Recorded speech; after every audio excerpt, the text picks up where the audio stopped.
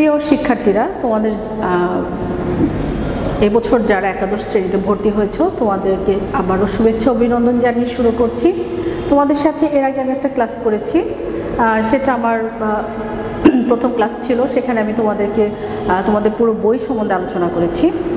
আশা করছি তোমরা আগের সেই ক্লাসটা করেছো, মনোযোগ দিয়ে শুনেছো, এবং সেটারই ধারাবাহিকভাবে আজকে আমি তোমাদের কবিতার উপর আরেকটি ক্লাস করব। তোমরা একটু বোর্ডের দিকে খেয়াল করলে দেখতে পাবে যে আমি আজকে তোমাদের পড়াবো হচ্ছে বাংলা কবিতা। কবিতার নাম হচ্ছে সোনার তরী, আর কবির নাম হচ্ছে রবীন্দ্রনাথ ঠাকুর।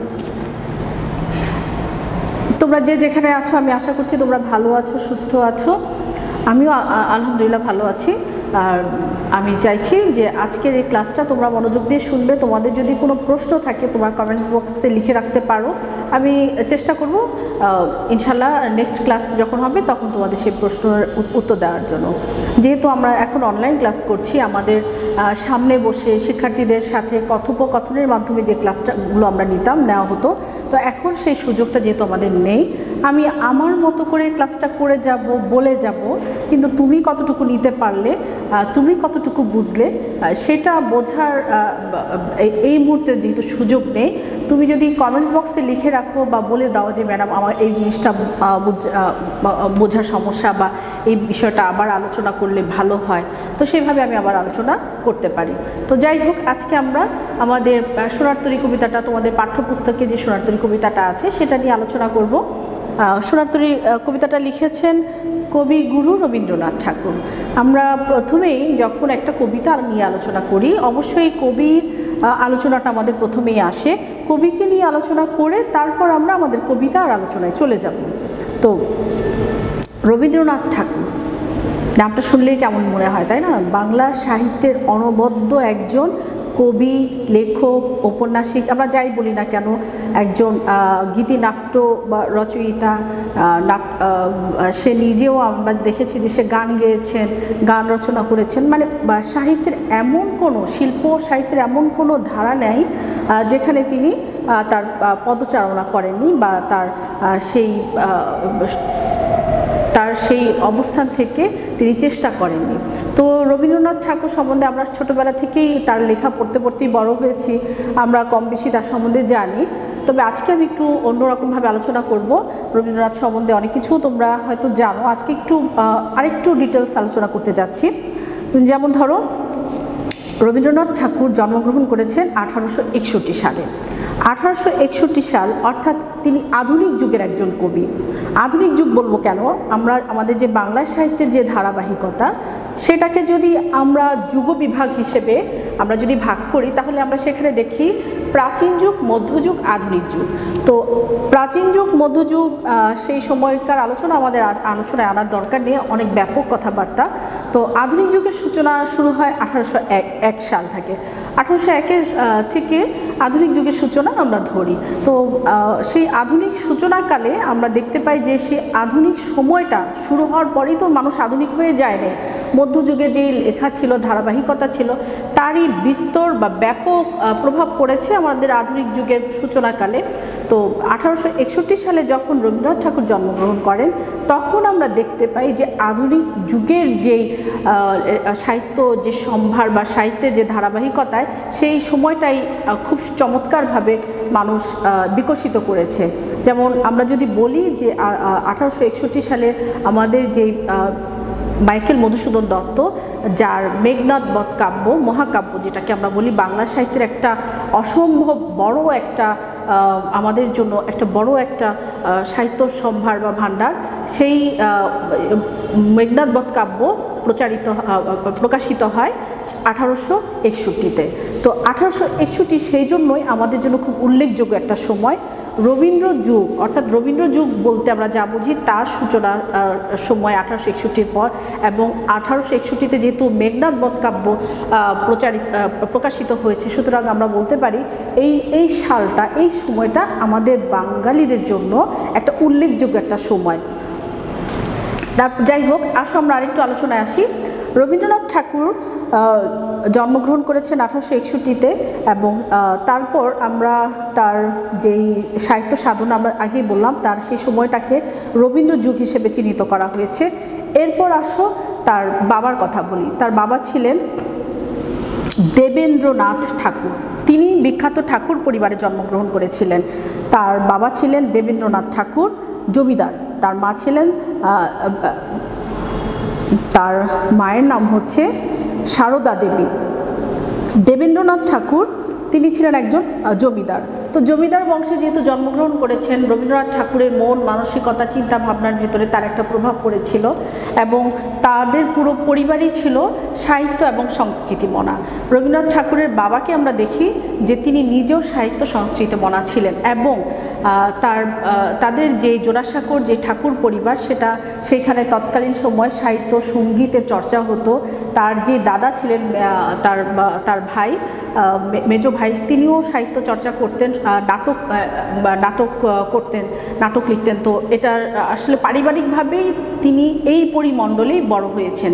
তাই আমরা বলতে পারি যে রবীন্দ্রনাথকে রবীন্দ্রনাথ হওয়ার পেছনে তার পরিবারের উল্লেখযোগ্য একটা ভূমিকা রয়েছে। তার প্রথম শিক্ষকই কিন্তু তার বাবা দেবেন্দ্রনাথের কাছ থেকে তিনি অনেক কিছু শিখেছেন।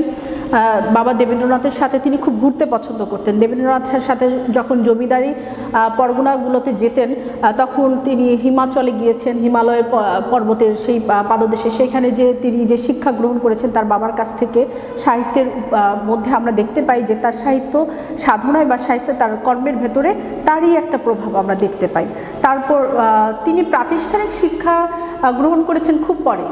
তিনি স্কুলে গিয়েছেন, কলকাতাতেই 4টা স্কুলে পড়েছিলেন। আরেকটা মজার ব্যাপার হচ্ছে রবীন্দ্রনাথ ঠাকুরের যেই বংশ, তারা কিন্তু পূর্ব বংশ ছিল কিন্তু আমাদের এই বাংলাতেই, অর্থাৎ বাংলাদেশের যে খুলনা এখন আমরা বলি, সেটা হচ্ছে একসময় দক্ষিণ দিঘি ছিল, সেখানেই তার পূর্ব বংশীয় লোকজন ছিলেন এবং পরবর্তীতে সেখান থেকেই তারা জোড়াসাঁকোর সেই বাড়িতে চলে যান এবং সেখানেই তারা তাদের জমিদারি পত্তন শুরু করেন। তো তাই আমরা নিজেদেরকে রবীন্দ্রনাথের, যেহেতু আমাদের তার পূর্ব বংশের লোক বা পূর্বপুরুষ এই এলাকায় ছিলেন, আমাদের আসলেই এটা একটা গর্বের বিষয়। অবশ্যই আমরা এটা নিয়ে গর্ব করতে পারি যে রবীন্দ্রনাথ আমাদেরও কেউ, শুধুমাত্র কলকাতার বা ভারতের বলে আমরা যেন নিজেদেরকে ছোট মনে না করি। আচ্ছা, এরপর আসতেছি রবীন্দ্রনাথের দাদার কথা একটু বলি। দাদা ছিলেন দ্বারকনাথ। তিনি নিজেও কিন্তু তত্ত্ববোধিনী পত্রিকার সম্পাদক ছিলেন, অর্থাৎ রাজা রামমোহন রায়ের সাথে কিন্তু তার দাদার সম্পর্ক ছিল এবং তিনি একজন সম্পাদক ছিলেন তত্ত্ববোধিনী পত্রিকার। এবং তৎকালীন সময়ে যে ব্রাহ্ম সমাজ বা ব্রাহ্মণদের নিয়ে যে ধর্ম ছিল, ধর্মীয়ভাবে ব্রাহ্মণরা নিজের একটা একশ্বরবাদী ধর্মের প্রবর্তনা করেছেন রাজা রামমোহন রায়। তারই ধারাবাহিকতায় আমরা দেখতে পাই তার দাদা দ্বারকনাথ, তার বাবা দেবেন্দ্রনাথ এবং পরবর্তীতে রবীন্দ্রনাথ ঠাকুর নিজেও এই ধর্মের অনুসারী ছিলেন। তো সেই ক্ষেত্রে আমরা বলতে পারি তিনি নিজেও ব্রাহ্মণ বা হিন্দু ধর্মের যেই আচার আচরণ তার থেকে বাইরে এসে নিজেরা একটা নতুন সংস্কৃত মনা এবং একশ্বরবাদী ঈশ্বরের পূজা করতেন বা মতামত ধারণ করতেন এবং সেভাবেই তিনি বড় হয়েছেন। তার লেখার মধ্যে এবার আসো তার লেখা নিয়ে কথা বলি। তার উল্লেখযোগ্য অনেক লেখার মধ্যে রয়েছে গীতাঞ্জলি কাব্যের জন্য তিনি প্রথম নোবেল পুরস্কার পেয়েছেন। বাঙালিদের মধ্যে প্রথম নোবেল বিজয়ী আমাদের এই কবি গুরু রবীন্দ্রনাথ ঠাকুর। তিনি 1913 খ্রিস্টাব্দে এই নোবেল পুরস্কারে ভূষিত হন। তারপর তাকে আমরা দেখতে পাই তিনি বিভিন্ন সময় ঢাকা বিশ্ববিদ্যালয়ে ডিলিট পুরস্কারে ভূষিত হয়েছেন, বিভিন্ন সময় বিভিন্ন পুরস্কারে ভূষিত হয়েছেন। তারপর আমরা আবার দেখতে পাই তার আরেকটা উল্লেখযোগ্য কথা আমরা বলতে চাই, সেটা হচ্ছে রবীন্দ্রনাথ ঠাকুর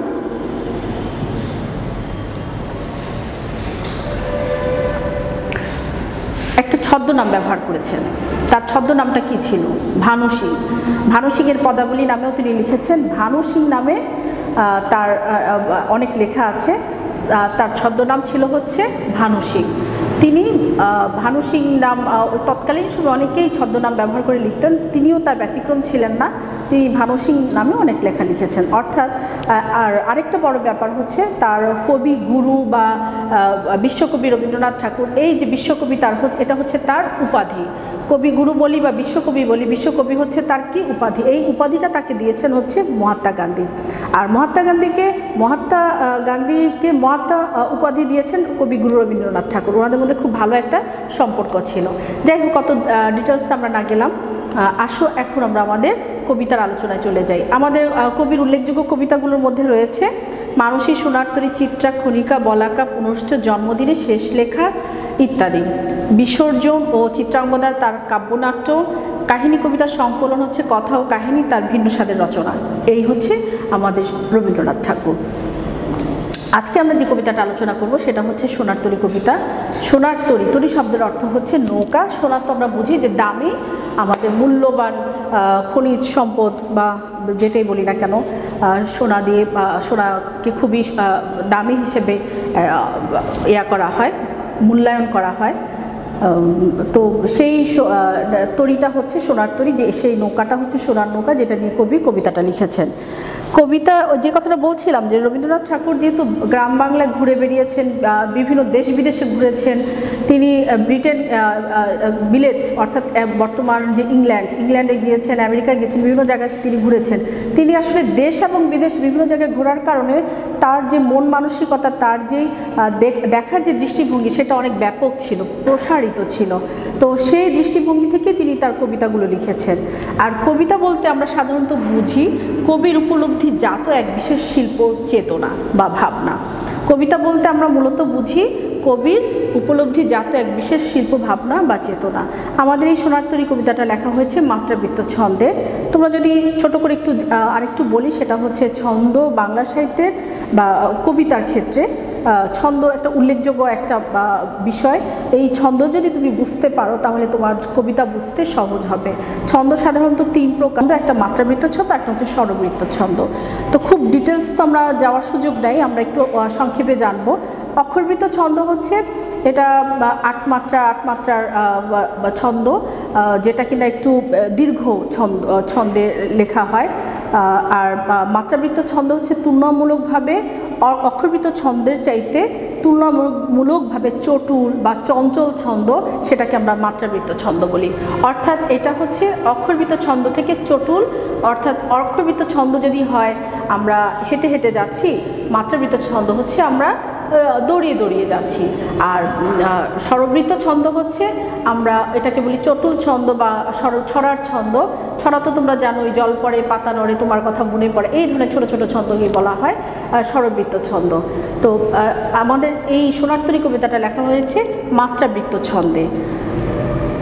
আসো এখন আমি কবিতায় চলে আসি। গগনে গরজে মেঘ ঘন বরষা, কুলে একা বসে আছি নাহি ভরসা। রাশি রাশি ভাড়া ভাড়া ধান কাটা হলো সারা, ভরা নদী ক্ষুরধারা খর বরষা।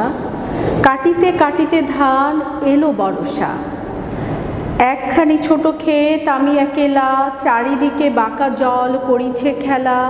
পরপারে দেখি আঁকা তরু ছায়া মশি মাখা, গ্রামখানি মেঘে ঢাকা প্রভাত বেলা।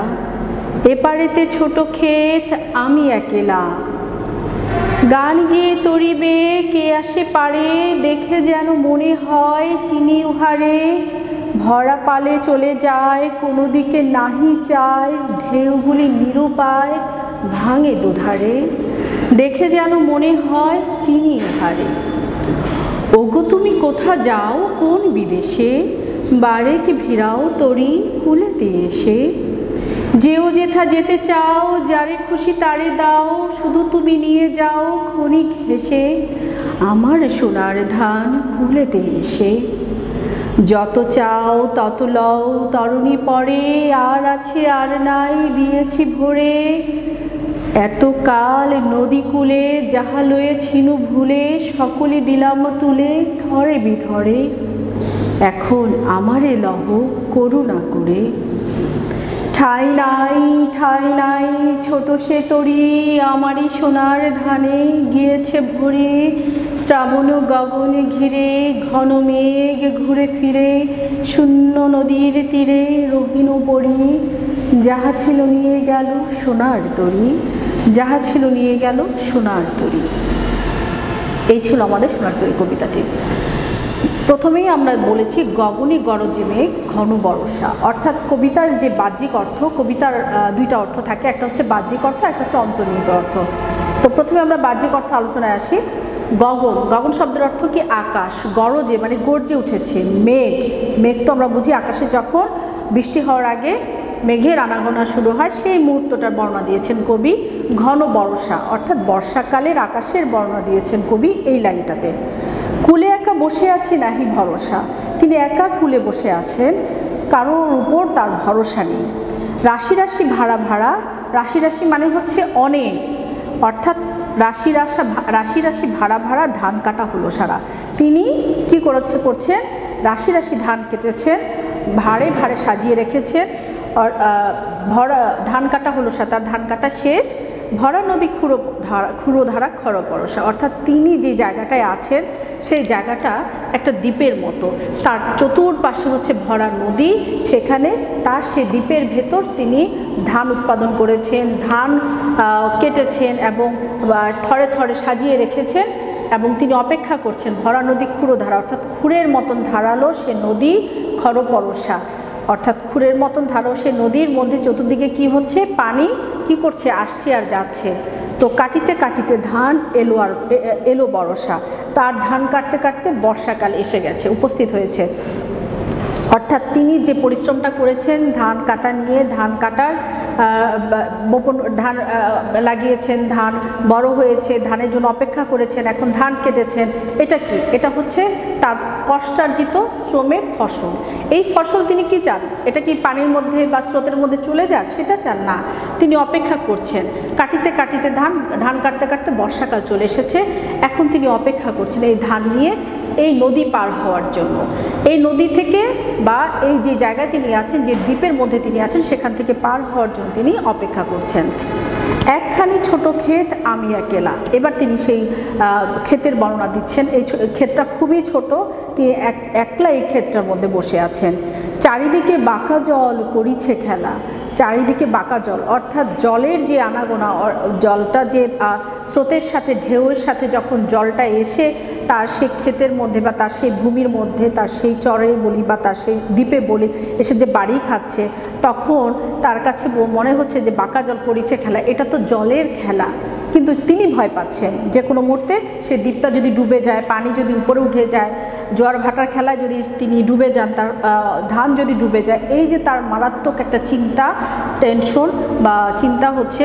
এবং সেই সময় তিনি বলছেন, তিনি প্রকৃতির বর্ণনা দিচ্ছেন, এমনভাবে প্রকৃতির কি অবস্থা এবং প্রকৃতির এটা খেলা। তিনি যে কষ্ট পাচ্ছেন, তিনি যে চিন্তা করছেন, এটা তার প্রকৃতি বুঝবে না, প্রকৃতি তার নির্দিষ্ট নিয়মে নির্দিষ্ট গতিতেই চলবে। তো কবি সে কথাই বলছেন যে ছোট্ট একটা ক্ষেত, আমি একলা বসে আছি, চারদিকে বাঁকা জল খেলা করছে, পরপারে দেখি একা, পরপার মানে হচ্ছে ওই পার, তিনি যেখানে বসে আছেন নদীর যে পাড়টাতে বা যেই দ্বীপটাতে বসে আছেন, সেখানে বসে থেকে তার মনে হচ্ছে পরপারে দেখি আঁকা, তরু ছায়া মসি মাখা, তার ওই পারে যে গ্রামটা সেখানে কি শান্ত সুশীতল তরু ছায়া, তরু মানে হচ্ছে গাছ, গাছের নিচে যে ছায়াটা পড়ে সেই ছায়া মাখা গাছের যে সুনিবিড় পরিবেশ, সেই পরিবেশে গ্রামখানি মেঘ ঢেকে রেখেছে সেই গ্রামটাকে। প্রভাত বেলায় যে স্নিগ্ধতা থাকে সেই স্নিগ্ধতায় তিনি সেই গ্রামটাকে দেখতে পাচ্ছেন। কোন গ্রামটা, যে গ্রামটা ওই পারে, অর্থাৎ তিনি যেখানে আছেন সেই জায়গাটা না, সেই জায়গার বর্ণনা তো তিনি দিয়েছেন যে কোনো মুহূর্তে পানিতে তার সেই দ্বীপটা তলিয়ে যেতে পারে, পানি খেলা করছে, খুরের মতন ধারালো স্রোত আসছে যাচ্ছে। তো কিন্তু তার কাছে মনে হচ্ছে ওই পারে যে গ্রামটা সেটা হচ্ছে কি ভোরের মতন শান্ত, একেবারে স্নিগ্ধ একটা গ্রাম। আচ্ছা, এরপরে দেখো এপারে যে ছোট ক্ষেত আমি একেলা, এই পারে তিনি যে ক্ষেতটাতে বসে আছেন সেটাতে তিনি একেবারে একা বসে আছেন। গান গেয়ে তরিবে কে আসে পারে, দেখে যেন মনে হয় চিনি উহারে, উনি যে অপেক্ষায় ছিলেন কেউ আসবে, তাকে উদ্ধার করবে, তাকে নিয়ে যাবে, এতক্ষণে তার মনে হলো যে গান শুনতে পাচ্ছেন। কার? কোনো একজনের, মাঝি সাধারণত গ্রামে কি হয়, গান গেয়ে গিয়ে নৌকা চালায়, তো সেই নৌকায় চালিয়ে আসছে একজন মাঝি। গান গেয়ে তরিবে কে আসে পারে, আমি একজনকে দেখতে পাচ্ছি না, কিন্তু তার গান শুনে আমি অনুভব করছি যে কেউ একজন আসছেন, আমি আশার আলো দেখতে পাচ্ছি, তার মানে আমাকে এখান থেকে উদ্ধার করবে, নিয়ে যাবে। তারপরে তিনি বলছেন দেখে যেন মনে হয় চিনি উহারে, তার কাছে পরিচিত মনে হচ্ছে। কে? সেই মাঝি। তারপরে তিনি বলছেন ভরা পালে চলে যায় কোনো দিকে নাহি যায়। ভরা পাল অর্থাৎ তোমরা জানো যে নৌকার মধ্যে পাল লাগানো হয়, বাতাসের স্রোত যেদিকে যাবে নৌকাটা যেন খুব দ্রুত সেদিকে যেতে পারে, সেই জন্য সেই নৌকায় পাল লাগানো হয়। সেই পালের ভারে নৌকাটা চলে যাচ্ছে, কোনো দিকে নাহি যায়। কে চাচ্ছে না, মানে মাঝি কোনো দিকে চাইছে না, সে চলে যাচ্ছে। তারপরে তিনি বলছেন ঢেউগুলি নিরুপায় ভাঙে দুধারে। সে নৌকা চলে যাওয়ার পরে নৌকার সাথে বাড়ি খেয়ে আবার ঢেউগুলা তার সেই পারে অর্থাৎ তার সেই জমিতে তার সেই দ্বীপে বাড়ি খাচ্ছে। দুধারে নৌকার পানির সাথে ঢেউয়ের সাথে সাথে নিরুপায়ের মতো অসহায়ের মতন পানিগুলো বাড়ি খাচ্ছে, ভেঙে যাচ্ছে। দেখে যেন মনে হয় চিনি ঘরে। তিনি আবারও বলছেন আমার যেন মনে হচ্ছে আমি এই মাঝিকে চিনি।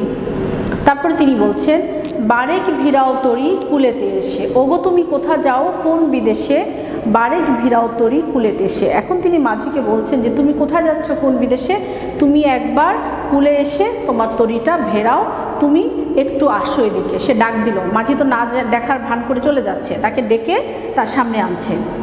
যেও যেথা যেতে চাও যারে খুশি তারে দাও, শুধু তুমি নিয়ে যাও খনি ঘেঁষে আমার সোনার ধান কুলেতে এসে। তুমি যেখানে খুশি সেখানে যেতে পারো, আমার কোনো আপত্তি নাই।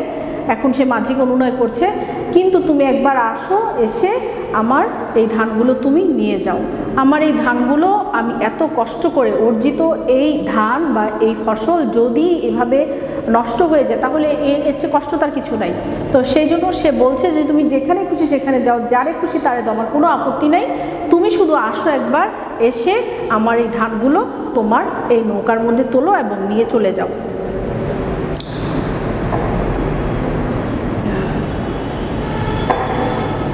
বারেক ভিড়াও তরি করে যেও যেতে যেতে চাও যারে খুশি তারে দাও, শুধু তুমি নিয়ে যাও খনি ঘেঁষে আমার সোনার ধান কুলেতে এসে। আচ্ছা, যত চাও তত লও তরুণী পরে। শেষ টাইম স্যার, ফ্যান লাগবে না, গরম লাগতেছে, কেসি দিবেন।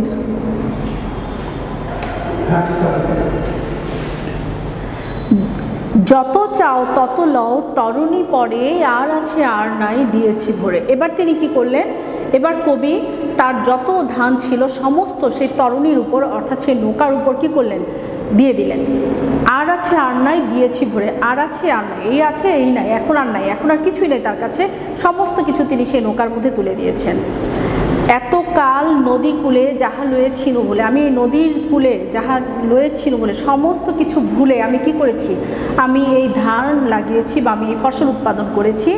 এতকালই নদীর তীরে বসে থেকে আমি যা কিছু করেছি সমস্ত কিছু কি করলো, তিনি সকলে তুলে দিল থরের ভিতরে, অর্থাৎ তার অর্জিত সমস্ত ফসল তিনি নিজের হাতে সেই নৌকার ভিতর থরে থরে সাজিয়ে দিলেন। তারপর তিনি বলছেন দেখো এখন আমারে লহ করুণা করে। এখন তিনি তার সেই মাঝিকে বলছেন এবার তুমি আমাকে করুণা করে গ্রহণ করো, তুমি তো আমার সমস্ত কিছু নিয়েছো, এবার আমার ফসলগুলো যেহেতু হয়েছে এখন সে আশা করতেছে যে এবার আমারে লহ করুণা করে। তারপরে দেখো এর পরের প্যারে আমরা কি পাই, ঠাই নাই ঠাই নাই ছোট সে তরি আমারই সোনার ধানে গিয়েছে ভরি। অর্থাৎ আমি যে নৌকাতে উঠব আমি নিজেই দেখতে পাচ্ছি যে সে নৌকার মধ্যে আর এতটুকু ঠাই নাই, তিল পরিমাণ রাখার বা দাঁড়াবার জায়গা নাই। ঠাই নাই ঠাই নাই ছোট সে তরি আমারই সোনার ধানে। আমার যা ছিল সমস্ত কিছু দিয়ে যখন আমি নৌকাটাকে সাজিয়ে দিলাম, ভরে দিলাম, তো আমার আর তিল পরিমাণ জায়গা সেখানে নেই যে আমি সেখানে উঠবো। আমি উঠলে হয়তো সেই নৌকাটাই ডুবে যাবে। যাক আমার জায়গা নেই, তখন আমি কি করলাম দেখো, শ্রাবণ ও গগন ঘিরে ঘন মেঘ ঘুরে ফিরে শূন্য নদীর তীরে রহিল। শ্রাবণ ও গগন, শ্রাবণ মাসে সেই আকাশটাকে ঘিরে যখন যে মেঘ ঘুরে ফিরে, মেঘটা কী করছিল, শ্রাবণ মাসে সে আকাশে মেঘ ঘুরছিল ফিরছিল, সে আকাশে অন্ধকার হয়ে আসছে, যে কোনো মুহূর্তে বৃষ্টি হতে পারে, যে কোনো মুহূর্তে তলিয়ে যেতে পারে সেই দ্বীপ, সেই অনাকাঙ্ক্ষিত সেই সময় বা অপ্রীতিকর কোনো ঘটনা ঘটতে পারে, তার সমস্ত কিছুকে নিয়ে শূন্য নদীর তীরে রহিল পড়ে। অর্থাৎ কবি কী করলেন, তার সমস্ত কিছু তুলে দিয়ে তিনি সেই শূন্য নদীর তীরে পড়ে রইলেন। যাহা ছিল নিয়ে গেল সোনার তরী, তার যা কিছু আজ ছিল সমস্ত কিছু তিনি থরের ভিতরে সেই সোনার তরীতে সাজিয়ে দিলেন। এই ছিল আমাদের কবিতা, কবিতার বাহ্যিক অর্থ। আচ্ছা, এখন আমরা আসো কবিতার অন্তর্নিহিত অর্থে একটু যাই। এই সোনার তরী কবিতাটা ব্যাপক আলোচনার কবিতা। এটা হচ্ছে সোনার তরী কাব্যগ্রন্থের নাম কবিতা। এটা নিয়ে অনেকে অনেকভাবে আলোচনা করেছেন। এই সোনার তরী কবিতাটা নিয়ে বা কবিকে যখন প্রশ্ন করা হয় তখন কবি নিজেই বলেছিলেন, রবীন্দ্রনাথ ঠাকুর নিজে বলেছিলেন যে মহাকাল আমার সর্বস্ব লইয়া যায় বটে, কিন্তু আমাকে ফেলিয়া যায় বিস্তৃতি ও অবহেলার মধ্যে। সোনার তরী নে বা মাঝে আমার সোনার ধান লইয়া যায় খেয়া পারে, কিন্তু আমাকে লয় না।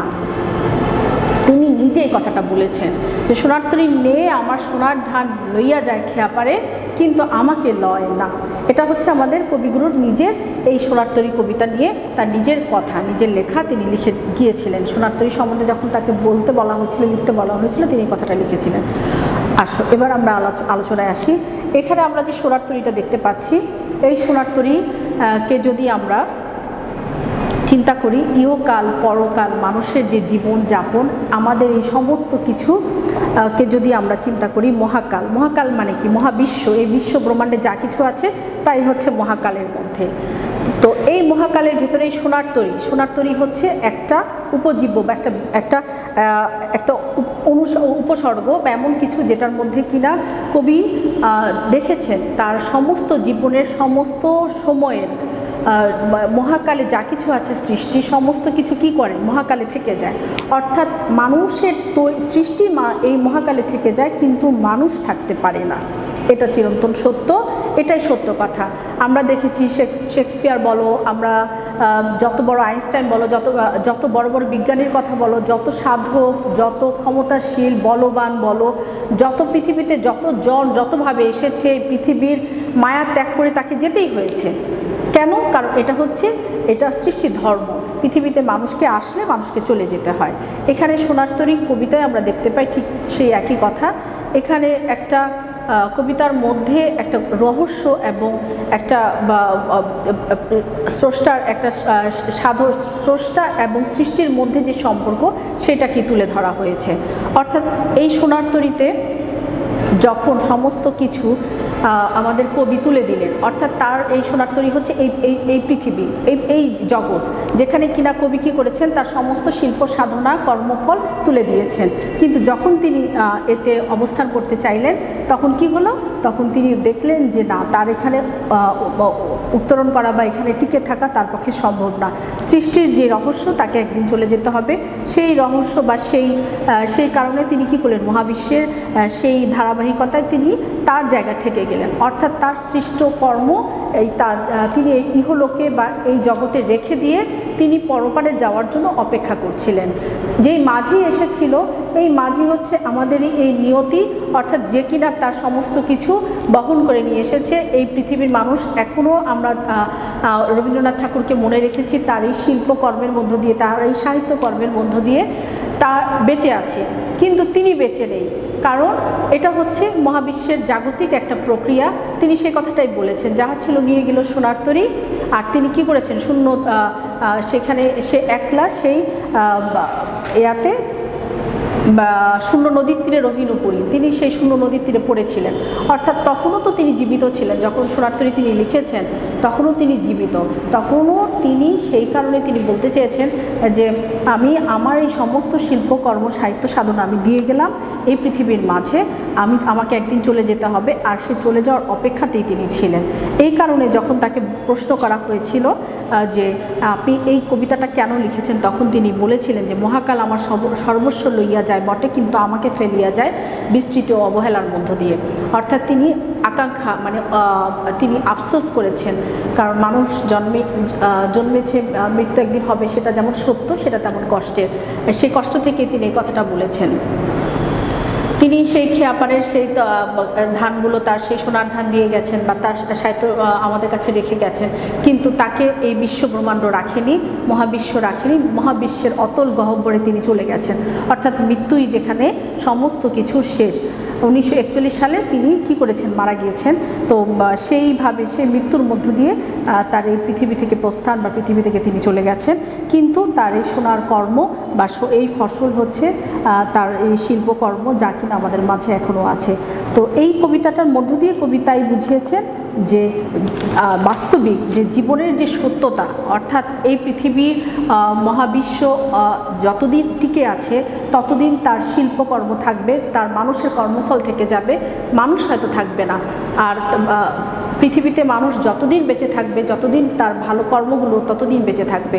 মানুষ, এই পৃথিবী যেই দিন ধ্বংস হয়ে যাবে, মহাবিশ্ব যেদিন তলিয়ে পড়বে, সেদিন তো এই সাথে সাথে এই কর্মগুলোও চলে যাবে। তো এই ছিল আর কি আজকে আমার এই সোনার তরী কবিতার আলোচনা। আর আমরা দেখেছি যে কবি চমৎকারভাবে বাংলার প্রকৃতির বর্ণনা দিতে দিতে খুব গূঢ়, নিবিড় ও রহস্যময় একটা কথা বলেছেন। মহাবিশ্বের জাগতিক সুখ ফেলে রেখে বিশ্বের মাঝে বিলীন হয়ে যেতে হয় মানুষকে, সেই সত্যের গূঢ়তা বা রহস্য উপলব্ধি করে কবি এই কবিতাটা লিখেছেন। এই কবিতার মধ্যে যেমন এসেছে প্রকৃতির কথা, এই কবিতার মধ্যে যেমন এসেছে সোনার তরী, এগুলো সব রূপকের আলোকে বা উপমা দিয়ে কবি কবিতার এনেছেন। ঢেউগুলি নিরুপায় ভাঙে দুধারে, এই ঢেউগুলো কি? এই হচ্ছে মানুষের জীবনের গতি। মানুষ যখন জীবন অতিবাহিত করার সময় যে সমস্ত সময়ে যে সমস্ত সুখ দুঃখ আনন্দ বেদনার মধ্য দিয়ে যায়, সেই সময়গুলোকে কবি ঢেউর সাথে তুলনা করেছেন, বাঁকা জলের সাথে তুলনা করেছেন। সমস্ত সময়টা অনিশ্চয়তার মধ্য দিয়ে কাটে মানুষের। তো সেই কথাগুলো কবি এখানে বলেছেন। তারপরে তিনি বলেছেন যে তরুছায়া মসি মাখা ওপারেতে, ওই পারেতে মনে হয়, অর্থাৎ মানুষ চিরকালই আমরা দেখেছি যে সে যেখানে আছে সেই জায়গাটা নিয়ে সে সন্তুষ্ট না। তার কাছে মনে হয়েছে ওই পারে বুঝি অনেক সুখ, ওই জায়গায় যেখানটা আমি পাইনি, যেখানে আমি যেতে পারিনি, সেখানেই বুঝি আমার সব সুখ। কিংবা আমরা বলতে পারি যে ওপার বলতে হয়তো মৃত্যুর পরের দুনিয়ার কথাও কবি বলতে পারেন, বোঝাতে পারেন। মৃত্যুর পরের জগতে যেখানে কিনা কবির মনে হচ্ছে যে সেই জগতে হয়তো বা এই বাঁকা জল বা এই পৃথিবীর মধ্যে যেই জঞ্জাল বা কষ্ট আনন্দ বেদনা সমস্ত কিছু আছে, সেগুলো হয়তো বা সেই জায়গায় নেই, সেই ওপারের জীবনে নেই, ওই পারের জগতে নেই, সেই জন্য হয়তো বা তিনি এই কথাটা বলেছেন। তারপর আমরা দেখি যে তরিবে যে আসে, সেই যে আশা মাঝি আসলে মহাকালের প্রতীক, মহাবিশ্বের প্রতীক। এই মাঝি আর কেউ না, মাঝি তার মহাকালকে যিনি ধারণ করে আছেন, সেই মহাকালের প্রতীকই হচ্ছে এই মাঝি, সৃষ্টিকর্তা আমরা বলতে পারি। কোনো দিকে নাহি চায় দেখে যেন মনে হয় চিনি উহারে, অর্থাৎ আমি আমার সৃষ্টিকর্তাকে ঠিকই চিনি, আমি তাকে দেখি নাই কখনো, কিন্তু আমি যখন সমস্যায় পড়ি, আমি যখন কষ্টে থাকি, তখন আমার মনে হয় কাকে যেন বললে আমার সমস্ত কষ্টগুলো হালকা হয়ে যাবে। সেই বিশ্ব বিধাতা, যিনি এই বিশ্ব ব্রহ্মাণ্ড সৃষ্টি করেছেন, আমরা সবাই কিন্তু তার কাছেই চাইছি, তার কাছেই অনুপ্রেরণা চাইছি, সাহায্য চাইছি, কিন্তু তাকে আমরা কখনো দেখি নাই। কিন্তু তার কাছে তিনি আমাদের জন্য আছেন, এবং তার বিশ্বব্রহ্মাণ্ড যেভাবে চলবে সেভাবে তো চলবে, তারপরেও কেন যেন মনে হয় যে একজন আছেন যিনি কিনা দেখছেন। তো সেই দেখাটাকেই কবি সেভাবেই চেষ্টা করেছেন উপস্থাপন করতে। এই ছিল মোটামুটি আজকের মতো আলোচনা, আমাদের সময়ও শেষ হয়ে আসছে। তো একাদশ শ্রেণীতে যারা ভর্তি হয়েছে বাংলা কবিতার এই ক্লাসটা আমি আজকের মতো শেষ করছি। তোমাদের যদি কোনো প্রশ্ন থাকে, তোমাদের যদি কোনো কিছুতে কোনো রকম তোমরা যদি বুঝতে না পারো, বুঝতে কষ্ট হয়, কোনো একটা বিষয় কোনো কিছুতে আমার এই কবিতার আলোচনায়, তোমরা অবশ্যই আমাকে ইনবক্স করতে পারো বা আমাকে কমেন্ট বক্সে জানাতে পারো, কমেন্ট করতে পারো যে এই যে বিষয়টা, তাহলে আমি নেক্সট ক্লাসে অবশ্যই চেষ্টা করব আলোচনায় আরও ব্যাপকভাবে বা আরও সুন্দরভাবে তোমরা যেভাবে বুঝো সেভাবে চেষ্টা করবো বোঝানোর জন্য। আজকে এই পর্যন্ত, ভালো থেকো, সুস্থ থেকো, সবার সুস্থ সুন্দর জীবন কামনা করছি। আমার জন্য দোয়া করো, ভালো থেকো, আল্লাহ হাফেজ।